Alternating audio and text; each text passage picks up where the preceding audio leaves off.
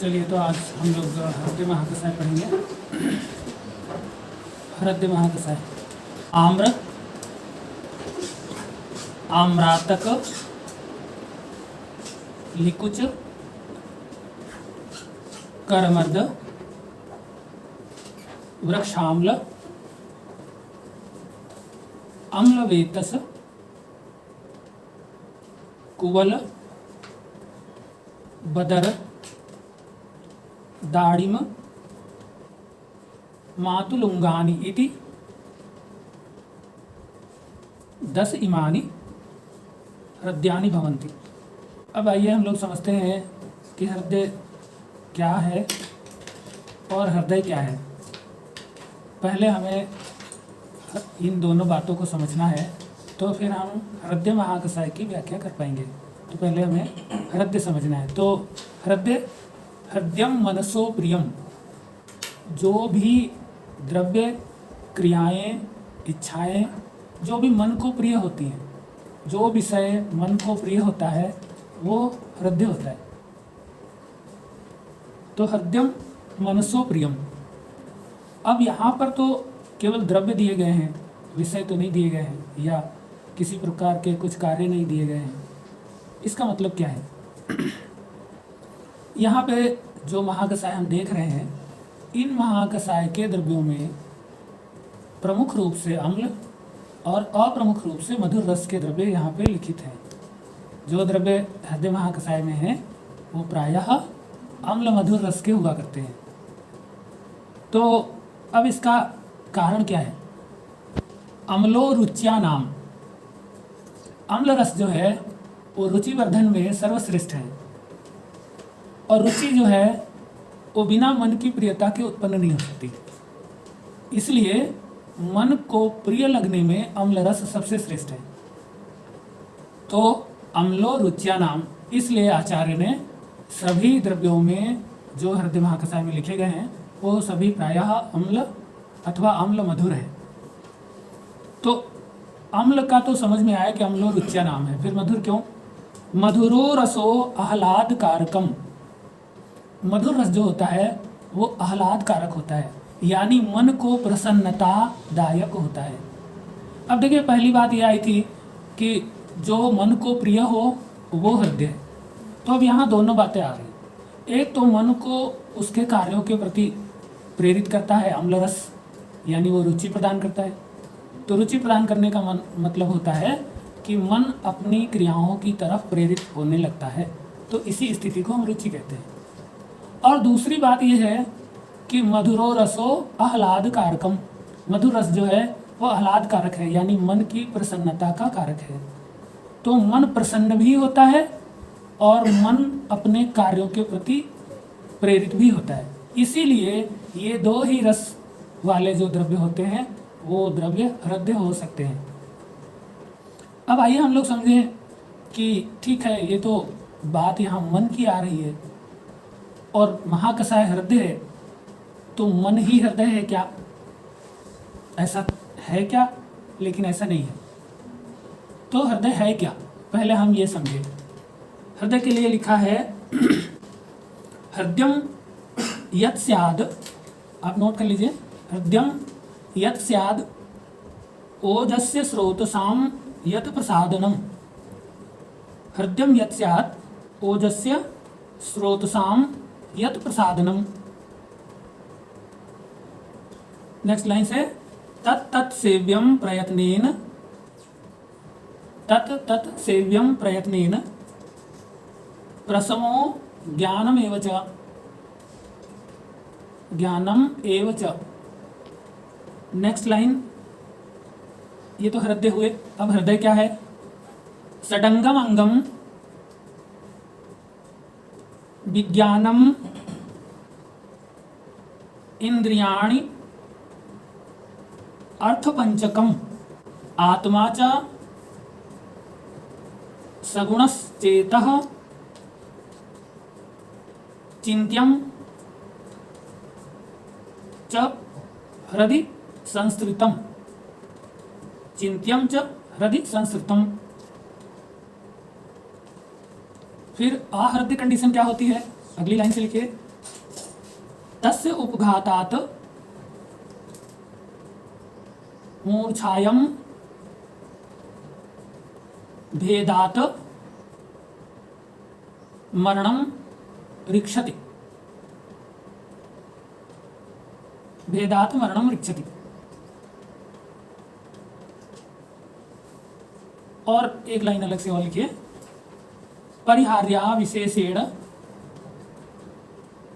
मनसो दुख हेतवः।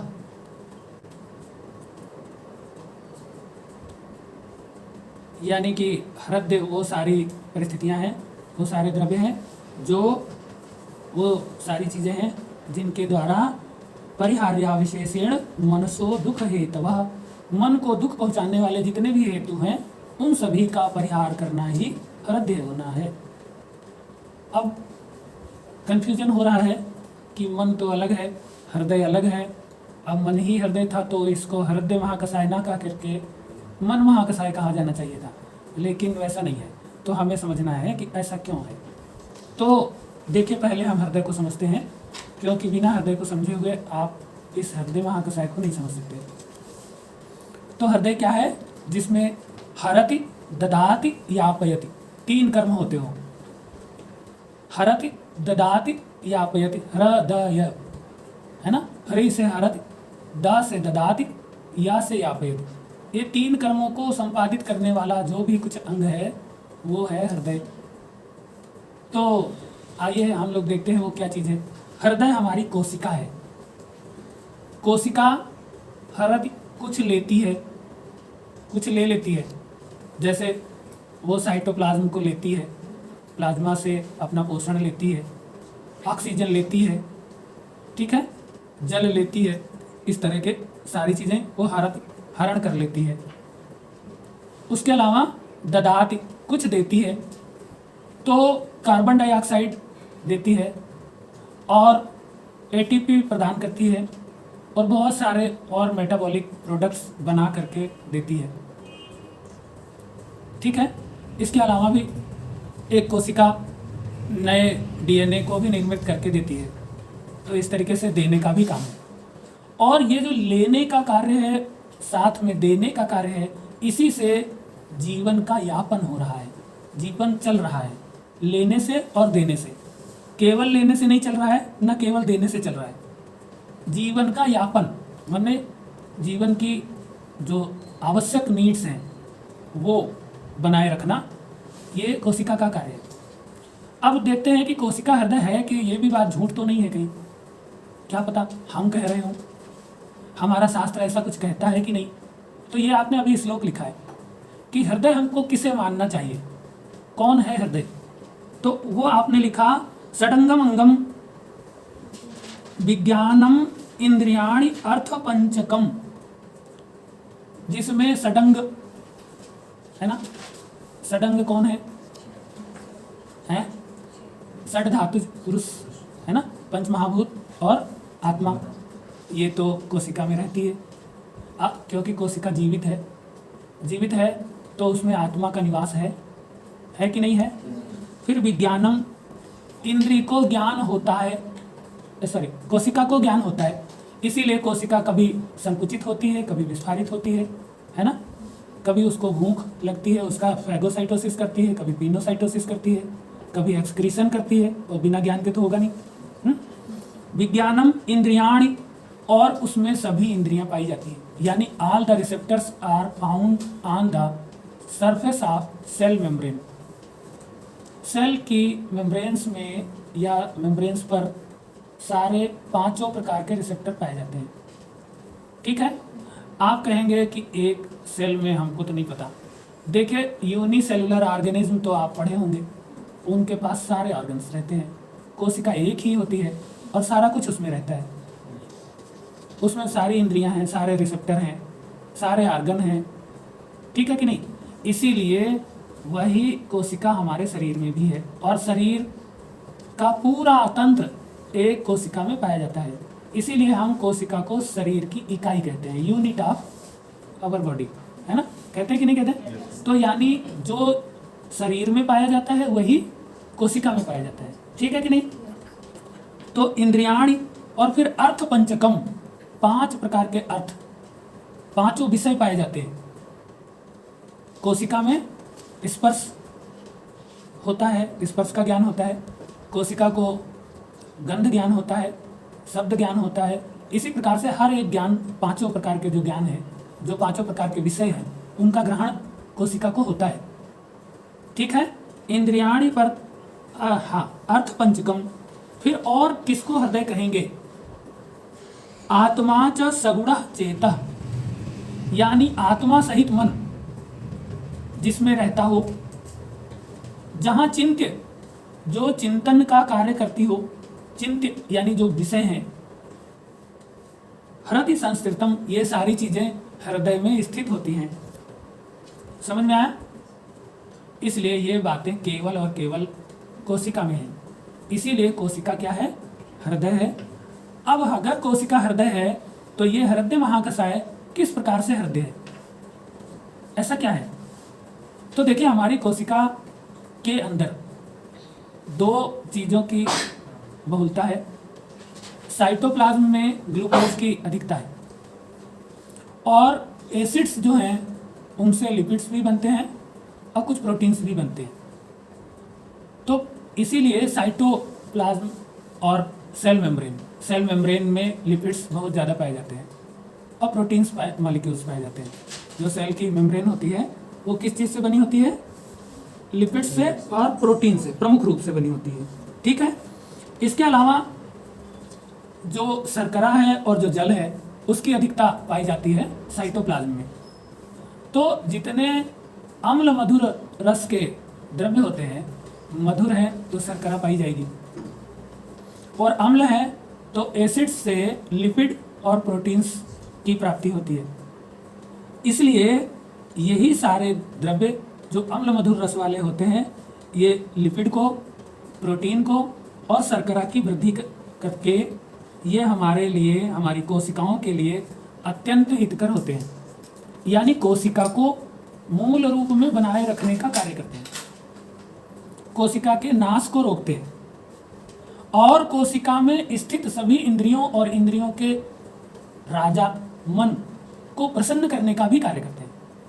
इसलिए जब इंद्री और इंद्री के राजा मन को प्रसन्न करने वाला द्रव्य कोशिका में पहुंचता है और साथ में कोशिका की रक्षा करने वाले द्रव्य भी पहुंचते हैं, तो मन कोशिकाओं का सम्यक प्रकार से संचालन करता है। यानी कोशिकाओं के सभी कार्यों को वो नियमित करता है, सम्यक प्रकार से संपादित कराता है। तो कोशिका जो है वो आरोग्य से युक्त होकर के दीर्घ जीवन को प्राप्त होती है। ठीक है। और दूसरा, मन, आत्मा, शरीर और इंद्री, ये चारों चीजें कोशिका में हैं। मन भी है, आत्मा भी है, इंद्रियां भी हैं और कोशिका का शरीर तो है ही। इसलिए चारों चीजों के संबंध को बनाए रखने के लिए मधुर रस बहुत आवश्यक होता है। तो चारों का संबंध बनाने वाला रस भी मौजूद है, चारों को प्रेरित करने वाला रस भी मौजूद है। अम्ल रस प्रेरण का कार्य करता है और मन को रुचि, उसके कार्यों के प्रति जो है ना उद्दीप्त करता है। और मधुर रस जो है वो प्रसन्नता कारक है, जिससे सारी इंद्रियां प्रसन्न रहें, प्रसादित अवस्था में रहें, मल रहित रहें, अपने कार्यों को ठीक से कर पाएं। तो इस तरीके से आचार्यों ने हृदय द्रव्यों को लिखा कि हृदय द्रव्य अम्ल मधुर रस वाले ही हो सकते हैं। ठीक है। तो अब शायद आप समझ पा रहे होंगे कि हृदय महाकसाय में ऐसे द्रव्यों को क्यों लिया गया है। लेकिन फिर भी अब सारे द्रव्य एक जैसे तो नहीं हो सकते, तो आइए हम देखते हैं कि किस तरीके से इनका कार्य होगा। तो पहली बात तो यह है कि जितना भी आदान हमने अभी बताया कि हरति ददाति यापयति, ये कार्य हृदय का होना चाहिए और हृदय में ये सारी चीज़ें पाई जानी चाहिए जो हमने अभी आपसे चर्चा करी। इसलिए हार्ट भी कोशिकाओं से बना है, तो कोशिका इटसेल्फ हृदय है। ठीक है। तो हार्ट में हृदयों का समूह है। आप समझ पा रहे हैं? हार्ट एक कोशिका से नहीं बना है। और देखिए, मुख्य रूप से अगर देखा जाए तो उसको हार्ट क्यों कह दिया गया? क्योंकि वो भी हरण करता है, देता है और जीवन यापन में सहयोग करता है, क्योंकि वो वेनस ब्लड का हरण करता है, आर्टीरियल ब्लड को शरीर को देता है और इसी आदान और प्रदान के द्वारा जीवन का यापन हो रहा है, जीवन चल रहा है। सही है कि नहीं? इसलिए बड़ी उसमें सूक्ष्मता में जो ध्यान नहीं देते वो हार्ट को हृदय कह देते हैं। अब केवल हार्ट में ऐसा नहीं हो रहा है, आप देखिए लंग्स में भी यही हो रहा है। लंग्स ऑक्सीजन लेता है, कार्बन डाइऑक्साइड दे देता है, और यही देने लेने से आपका जीवन चल रहा है। अगर ऑक्सीजन और कार्बन डाइऑक्साइड का आदान प्रदान ना हो तो जीवन चल सकता है? चल सकता है? नहीं चल सकता। इसलिए वो भी हृदय है। अब देखो यहाँ गड़बड़ कैसे लग रहा है भाई, फिर वो क्यों हृदय हो गया? क्योंकि वो हृदयों के सब ये समूह है, इसलिए वहाँ आदान प्रदान का कार्य होगा ही होगा। आइए और हृदय की बात करते हैं। जैसा कि भेल संहिता में आपने पढ़ा है, सिरह तालु अंतर्गत, है ना? आपने पढ़ा कि नहीं? एक हृदय और बताया उन्होंने। अब देखिए जो ब्रेन है वो सेंसरी सेंस लेता है और मोटर सेंस देता है, और इसी लेने और देने से, आदान और प्रदान से जीवन का यापन हो रहा है, तो वो भी हृदय है। फिर क्या यही दोनों इतने ही हृदय हैं? आपकी kidney, afferent arteriole, efferent arteriole, है ना? दोनों है ना कि नहीं? एफरेंट है और इफरेंट है।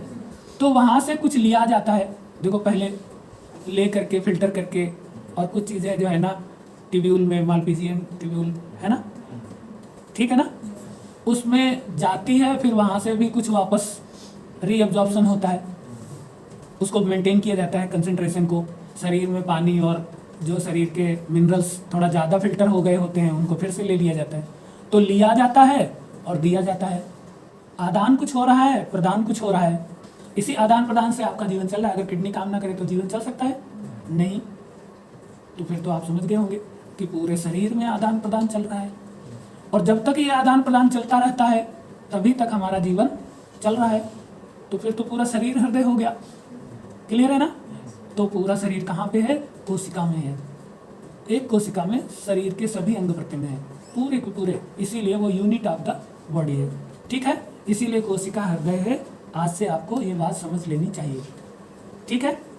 आइए, तो यानी आहरण या ग्रहण एवं विसर्ग से जो जीवन का यापन करे, चलाए, उसे हृदय कहते हैं। ये बात आप समझ गए? उस हृदय में प्राण, ओज, सडंग शरीर, ज्ञान, इंद्रियां, उनके विषय, आत्मा, मन, ये सभी निवास करते हैं। तो आज से हृदय आपको क्लियर हो गया कि हृदय क्या है। देखिए हार्ट के चैम्बर में आत्मा नहीं रहती, हार्ट के चैम्बर में मन भी नहीं रहता, हार्ट के चैम्बर में कोई इंद्री भी नहीं रहती। ये सारे के सारे कोशिका में रहते हैं। अच्छी तरीके से आप समझ लीजिए। ठीक है? हाँ, हार्ट जरूर कोशिकाओं से बना है, इसीलिए आपको जीवन के सारे लक्षण हार्ट में प्रतीत होते हैं, दिखते हैं।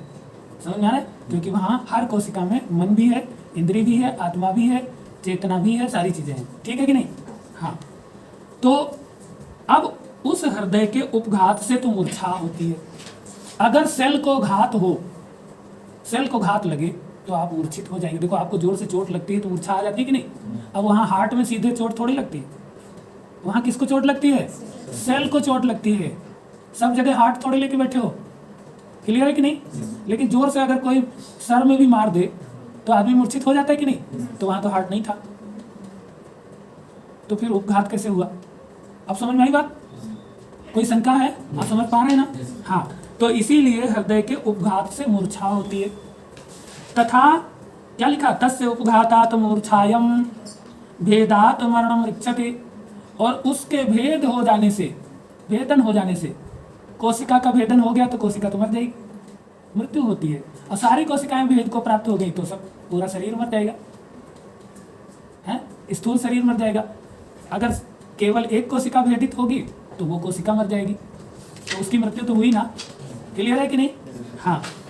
तो इसी तरीके से फिर कहा कि इस हृदय के लिए सबसे बढ़िया तरीका क्या है? परिहार्या विशेषेण मनसो दुख हेतवः। इसीलिए ये पूरा जो घर का मेन मालिक है या मेन जो प्रधानमंत्री है, जैसे हमारे देश में राष्ट्रपति और प्रधानमंत्री, सारा काम तो प्रधानमंत्री देखता है। खाली किसकी शक्ति से देखता है? राष्ट्रपति की शक्ति से देखता है। राष्ट्रपति उसको शक्ति देता है कि आप जो है देश का संचालन करेंगे। बाकी देश का मालिक कौन है? राष्ट्रपति। ठीक है कि नहीं? इसीलिए तो वो राष्ट्र का पति है ना, क्योंकि मुख्य वो है, लेकिन उसकी शक्तियां प्रदान किसको हैं? प्रधानमंत्री को। ठीक इसी प्रकार से इस शरीर का मालिक है आत्मा, लेकिन उसकी शक्तियों से मन शरीर का संचालन करता है। कौन करता है? मन करता है। लेकिन मन को शक्ति कौन प्रदान करता है? आत्मा प्रदान करता है। ऐसे मन निष्क्रिय है, कुछ नहीं कर सकता। मतलब चेतन है, चेतना हृदय से आत्मा से प्राप्त करता है, तब जाकर के वो अपने कार्यों को कर पाता है। ठीक है कि नहीं? इसीलिए ये कहा कि अगर आप मन को सही कर लो तो फिर शरीर सही रहेगा। यानी उसको नियंत्रित करने वाली जो चीजें हैं वो कौन है? मन है। शरीर को नियंत्रित करने वाला कौन है? मन। और मन को सही कर लिया, मन के दुखों को दूर कर लिया आपने, तो शरीर दुख से रहित हो जाएगा। यानी हृदय जो है वो दुख रहित हो जाएगा। क्लियर है कि नहीं? रोग रहित हो जाएगा। दुख भी रोग है कि नहीं है? इसीलिए लिखा कि विशेष, अगर संक्षेप में बोला जाए कि संक्षेप में हृदय क्या होगा, तो आप कहेंगे परिहार्या विशेषेण मनसो दुख हेतवा। मन को दुख करने वाले जो हेतु हैं उनका परिहार करना ही विशेष रूप से हृदय होता है। ठीक है? तो अब आइए हम देखते हैं कि कैसे करें। तो जो ओज एवं स्रोतसों को प्रसादित करता है वो हृदय होता है। ये बात आपने पढ़ा है। हृदयम यत् स्याद ओजस्य स्रोतसाम यत् प्रसादनम। हृदय क्या है? यत् स्याद ओजस्य स्रोतसाम यत् प्रसादनम। जो ओज का प्रसादन करता हो और स्रोतसों का प्रसादन करता हो वो होता है हृदय। ठीक है? इसके अलावा और क्या हृदय होता है? तत्त सेव्यम प्रयत्नेन प्रसमो ज्ञानम एवं च। प्रसम माने क्षमा, क्षमावृत्ति और ज्ञान की उत्पत्ति, ये दो और कारण हैं जो हृदय हुआ करते हैं। अगर ज्ञान है तो भी आपको दुख नहीं होगा, और यदि क्षमा करने की आदत है तो भी आपको दुख नहीं होगा। तो विशेषण दुख हेतवा परिहार्या। तो दुख के दो कारण हो सकते हैं, अज्ञानता और क्षमा न करना। ठीक है कि नहीं? तो अगर आप ये दो कर लेते हैं तो भी आपको दुख उत्पन्न नहीं होगा, और दुख नहीं होगा तो मन जो है वो रोग युक्त नहीं होगा। मन जो है वो जो है हमारे शरीर को हानि नहीं करेगा। ठीक है ना?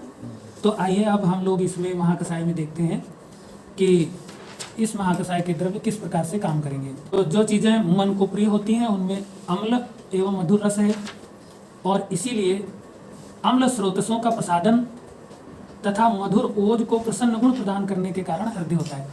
अम्ल क्या करता है? स्रोतसों को प्रसादित करता है, और मधुर क्या करता है? ओज का जो है वो प्रसन्न गुण प्रदान करता है। यानी ओज को प्रसादन करता है मधुर रस, और स्रोतस को प्रसादन करता है अम्ल रस, और ये दोनों रस के द्रव्य हृदय महाकषाय में है। इसलिए ये दोनों रसों से युक्त जो द्रव्य भी हुआ करेंगे वो सब क्या होंगे? हृदय होंगे।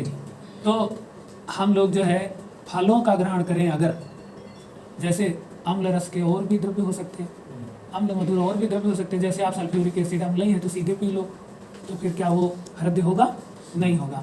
तो प्रायः फल होना चाहिए, ये बात भी आप ध्यान करिए, क्योंकि फल जो है वो किसी भी वृक्ष का सार अंश होता है, और जो सार होता है वो ओज कारक होता है। इसीलिए जो लोग ज़्यादा फल खाते हैं और अगर उसको सही से पचा पाते हैं और खाते हैं तो वो ओजस्वी हुआ करते हैं।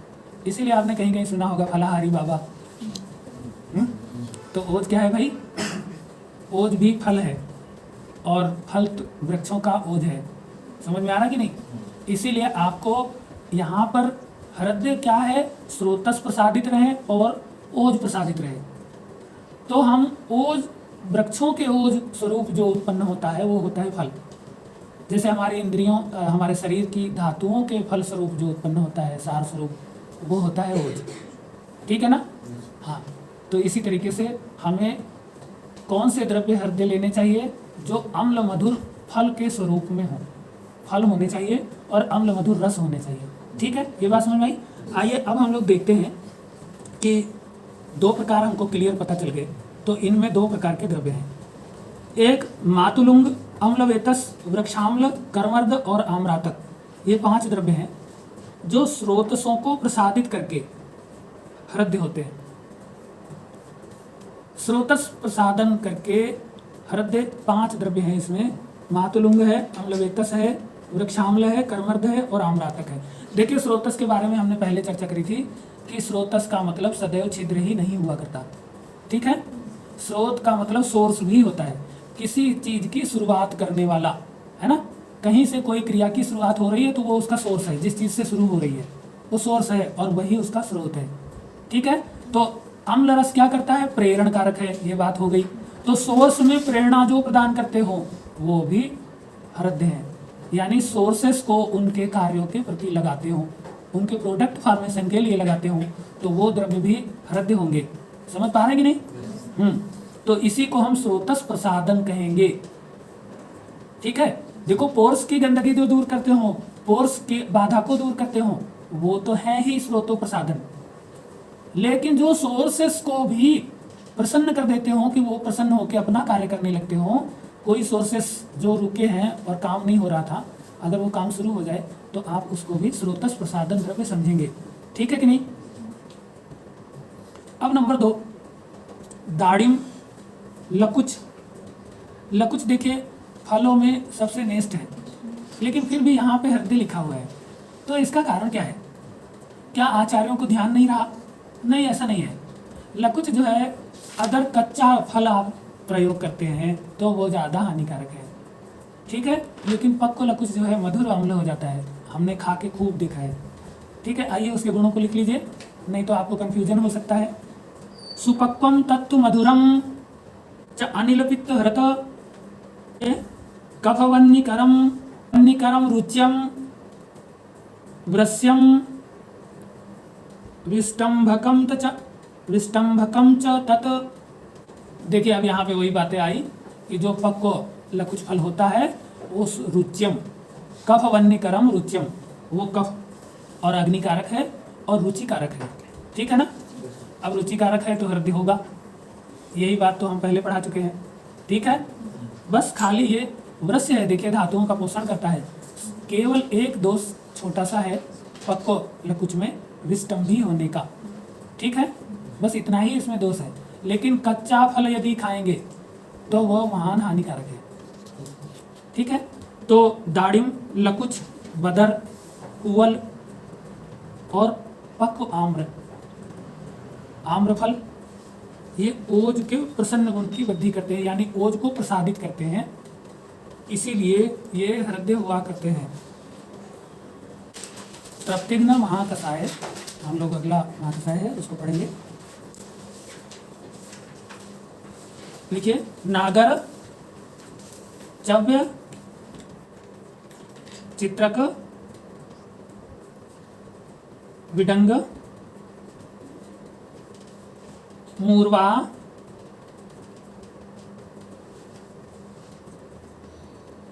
गुड़ूची, वचा, मुस्त, पिप्पली, पटोलान इति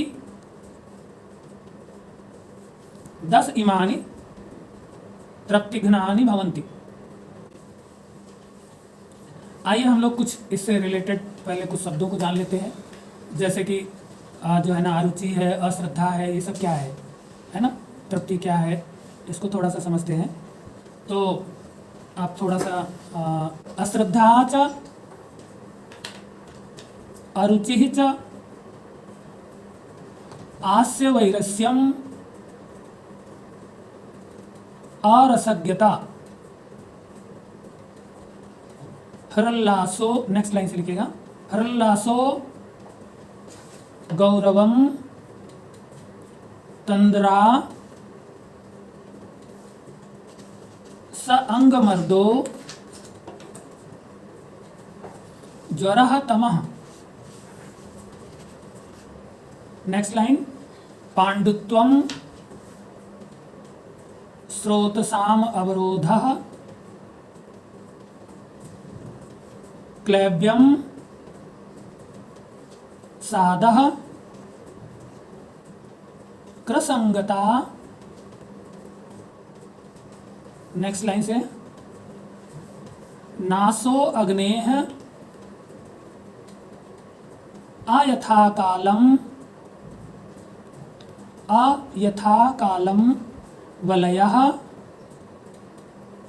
पलितानि च। नेक्स्ट लाइन से, रस प्रदोषजा रोगाः, यानी कि आपने जितनी अभी बातें लिखी हैं ये सभी रस प्रदोषज व्याधियां हैं, है ना।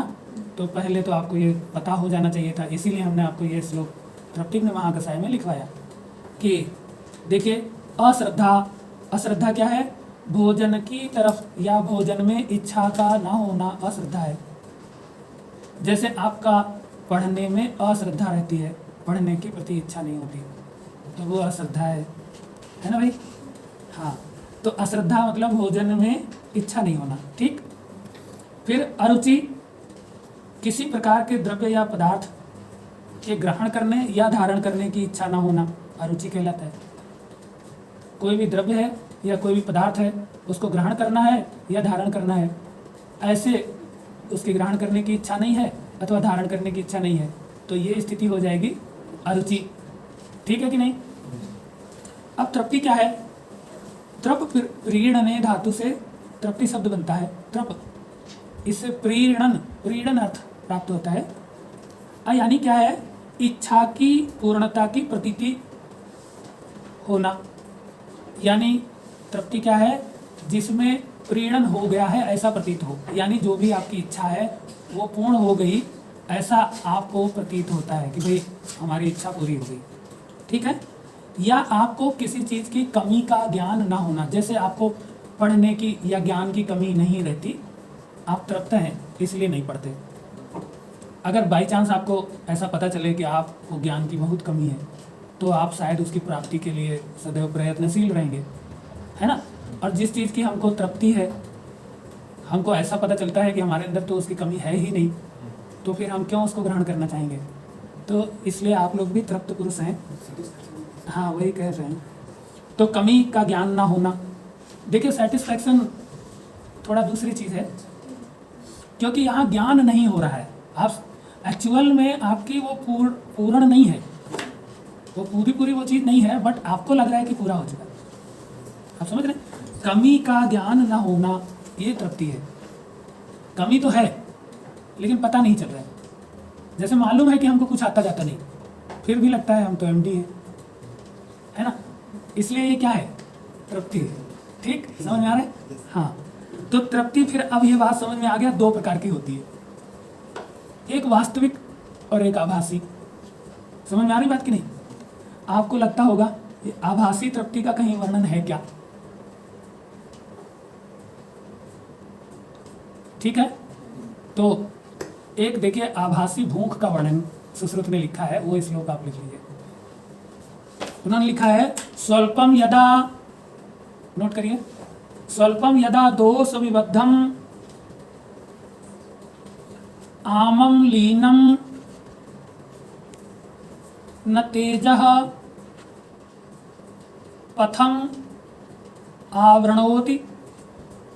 स्वल्पम यदा दोष विबद्धम आमम लीनम न तेजः पथम आवृणोति।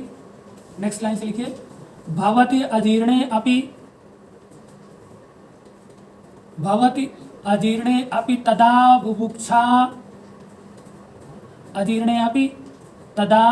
बुभुक्षा सा मंद बुद्धिम विस्वत निहंति। सा मंद बुद्धिम विस्वत निहंति। कुछ समझ में आया?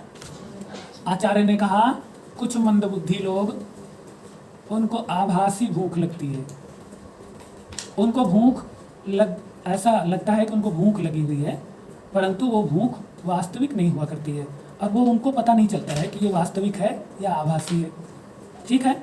तो कैसा ऐसे होता है, कब इस तरह की कंडीशन होती है? स्वल्पम यदा दोष विबद्धम आमम लीनम।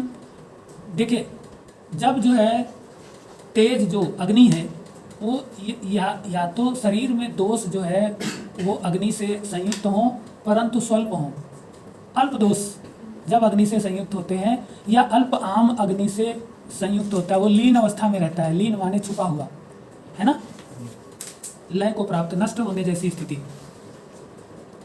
लेकिन वो अग्नि के पथ को ढक नहीं पाते, अग्नि को नहीं ढक पाते या अग्नि के स्रोतसों को नहीं ढक पाते। समझ में आ रहा है? सोर्स ऑफ अग्नि, जहाँ से अग्नि उत्पन्न होती है या जिस चीज़ से अग्नि उत्पन्न होती है, उसको जब नहीं रोक पाते, होते तो हैं परंतु इतनी शक्ति नहीं है कि वो अग्नि के निर्माण को रोक दे या अग्नि की क्रिया को रोक दे। ठीक है, तो मंद बुद्धि व्यक्ति को अग्नि दीप्त प्रतीत होती है और ऐसे में उसको लगता है कि मुझे खाना खाना चाहिए, यानी वो नहीं समझ करके वो अल्प आम को या अल्प बढ़े हुए दोषों को ज्ञान नहीं कर पाता, क्योंकि वो मंद बुद्धि है। लिखा कि नहीं? उस समय भी गालियां दी जाती थी, स्पष्ट स्पष्ट गाली लिखी हुई है। भवति अजीर्णे अपि तदा बुभुक्षा, उस मंद बुद्धि व्यक्ति को अजीर्ण की स्थिति में भी भूख लगी रहती है। अजीर्ण है, अभी पचा नहीं है, अभी पचने के लिए और अग्नि चाहिए होती, परंतु उस व्यक्ति को लगता है कि मेरा तो सब पच गया, जो खाया था वो पच गया, इसीलिए उसे पुनः भूख लगने जैसी प्रतीत होती है और वो इसी भूख के चक्कर में और खा लेता है और फिर सा विषवत नहीं आती, वो विष के प्रकार से उस मंद बुद्धि को मार डालती है। बात समझे? यह नुकसान पहुंचाता है। समझ पा रहे होंगे आप कि नहीं? तो इसी प्रकार से तृप्ति भी आपकी मंद बुद्धि के कारण होती है। ठीक है, दो तरीके की तृप्ति होती है, एक पूर्ण ज्ञानवान को तृप्ति होती है, एक पूर्ण मंद बुद्धि वाले को तृप्ति होती है। क्योंकि जो पूर्ण ज्ञानी है वो तो परम तृप्त है, लेकिन जो मंद बुद्धि है वो आभासी तृप्त है। ठीक, क्लियर है ना? हाँ, तो ऐसी स्थिति में हमने आपको ये श्लोक लिखा है। आइए, तो हम लोग जो है, अब हमने बता दिया कि दो प्रकार की तृप्ति है। ये बात आपको समझ आई कि नहीं आई? ठीक, तो आइए हम उसकी चिकित्सा करते हैं। तो वास्तविक तृप्ति तो शुद्ध सत्व से उत्पन्न होती है। शुद्ध सत्व होता है तो वास्तविक तृप्ति की उत्पत्ति होती है, जो कि चिकित्सा का विषय ही नहीं है। जब वास्तविक तृप्ति आपको उत्पन्न हो गई तो उसे तो आप कोई चिकित्सा की आवश्यकता नहीं है। ठीक, हमें चिकित्सा किसकी करनी है? जो आभासी है। ठीक है, तो ये वास्तविक जो तृप्ति है ये मोक्ष प्रदायिनी है और इसमें जब अतृप्ति की स्थिति कैसे पैदा होती है? रज और तम के द्वारा क्षोभ पहुंचा करके, है ना। वास्तविक तृप्ति में अतृप्ति कैसे उत्पन्न होती है? और रज और तम के द्वारा क्षोभ पहुंचा करके, सत्व को क्षोभित करके अतृप्ति की अवस्था पैदा की जाती है। ठीक, लेकिन वो हमें ज़रूरत नहीं है, वो हमारा चिकित्सा का विषय नहीं है। उस वास्तविक तृप्ति उत्पन्न करना तो ये अच्छी बात है, इसलिए उसकी तो बात ही नहीं है। हम लोग जो है बाकी तृप्ति की बात करेंगे। और जो आभासी तृप्ति है वो जो है एक कफज रोग है, वो कफ के कारण उत्पन्न होने वाला रोग है। ठीक, वो दो प्रकार का होता है। एक में कफ वृद्धि होती है, वात क्षय होता है और पित्त सम होता है। पित्त तो अपनी मात्रा में है, अपने गुणों से युक्त है, लेकिन वायु क्षीण हो गया है और कफ की वृद्धि हो गई है।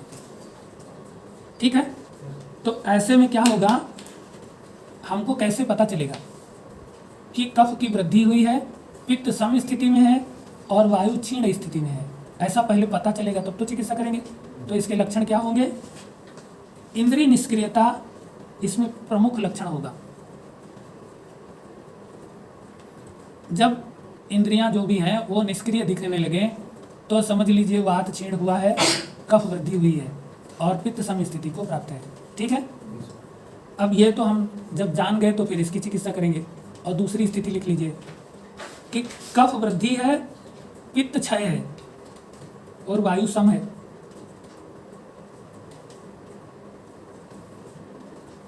कफ की वृद्धि है, पित्त का क्षय है और वायु सम है। ऐसी स्थिति को हम कैसे जानेंगे?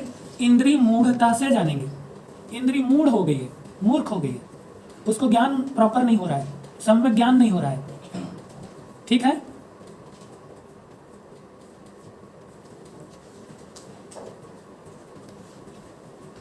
तो अब ये दो कंडीशन से हम जान जाएंगे। कफ की वृद्धि तो दोनों जगह है, एक जगह वात क्षीण है, एक जगह पित्त क्षीण है। ठीक है, आइए हम चिकित्सा कैसे करेंगे। दो प्रकार के कर्म करने वाली द्रव्य यहाँ पे महाकषाय में मौजूद है। तृप्तिग्न महाकषाय के जो द्रव्य हैं वो दो प्रकार के हैं। एक कफ सामक पित्त कारक, ये कौन सी कंडीशन में प्रयोग किए जाएंगे? कफ सामक पित्त कारक इंद्रिय मूढ़ता की स्थिति में प्रयोग किए जाएंगे। ठीक है, तो ये कौन से द्रव्य हैं? इनके नाम लिख लीजिए। नागर, चित्रक, चव्य, विडंग, मूर्वा और पिपली। ये द्रव्य कफ सामक है और पित्त कारक है, यानी इंद्रिय मूढ़ता से जब इंद्रियों को सही सही ज्ञान नहीं हो रहा है तब उनको तृप्ति पता चलेगी, उनको लगेगा कि तृप्ति हो गई है। ऐसी तृप्ति का नाश करने के लिए हमें इन द्रव्यों का प्रयोग करना पड़ेगा जो कफ सामक और पित्त कारक हैं। ठीक है ना। इसके अलावा दूसरे प्रकार के द्रव्य कैसे होते हैं? वो भी कफ सामक होते हैं और वात क्षय नाशक होते हैं। कफ तो सामक हैं तो वात कारक कहेंगे, वात क्षय नाशक जो होंगे वो क्या होंगे? वात कारक होंगे। ठीक है कि नहीं। ऐसे द्रव्य इसमें मुस्ता, वचा, पटोल और गुड़ुचि है। आप कहेंगे गुड़ुचि तो प्रदोष सामक होती है, अब आप यहाँ कुछ का कुछ बता दे रहे हो। ठीक है कि नहीं। देखो, ये वायु क्षीण वायु को सम करने का काम करते हैं। जो गुड़ुचि है वो क्षीण वायु का समन करती है, ना कि वृद्धि। आप समझ पा रहे हैं ना। कम को बराबर करती है, बराबर से अधिक नहीं ले जाती। ठीक। हाँ, तो ये इस पटोल भी यही कार्य करता है, क्योंकि पटोल भी तिक्त रस होकर के हाँ वृष से होता है। ठीक है, तो ये सम करता है केवल, तो जो क्षीण थी वायु उसको सम कर देता है। तो वही मतलब हमने इसीलिए लिखा है कि कफ सामक और वात क्षय नाशक, ओनली क्षय नाशक, हमने इसलिए वात वृद्धि कारक नहीं लिखा। ठीक बात समझ पा रहे हैं। तो इस तरीके से जो है तृप्तिग्न महाकषाय हमने आपको पढ़ाया, और आप देखिए अगर कुछ आपको प्रश्न हो तो आप पूछ सकते हैं।